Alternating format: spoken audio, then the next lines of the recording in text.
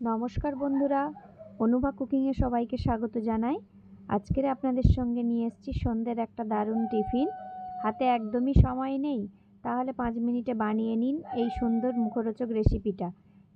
আমি খানিকটা কাঁচা লঙ্কা আর কুচনো পেঁয়াজ নিয়ে নিয়েছি এখানে, আর নুন দিয়ে পেঁয়াজটা ভালো করে মেখে নিচ্ছি।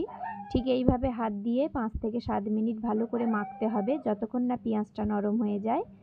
দেখুন এইভাবে মাখতে মাখতে পেঁয়াজটা একদম নরম হয়ে যাবে।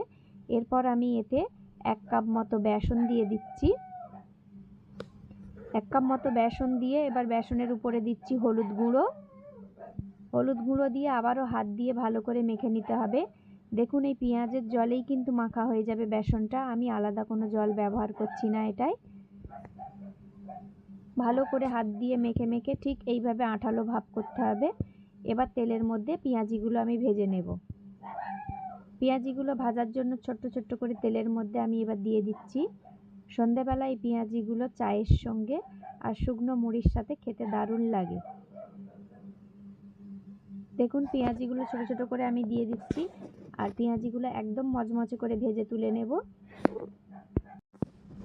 এইভাবে পেঁয়াজিগুলো ভালো করে ভেজে নিতে হবে। দেখুন আমি ঠিক পেঁয়াজিগুলো খুব বড় না আর খুব ছোট সাইজেরও না, একদম মিডিয়াম সাইজে দিচ্ছি। আর গ্যাসের আঁচটা পুরো লো ফ্লেমে রাখতে হবে, কারণ দেওয়ার সময় গ্যাসের আঁচ বেশি জোরে থাকলে পুড়ে যেতে পারে।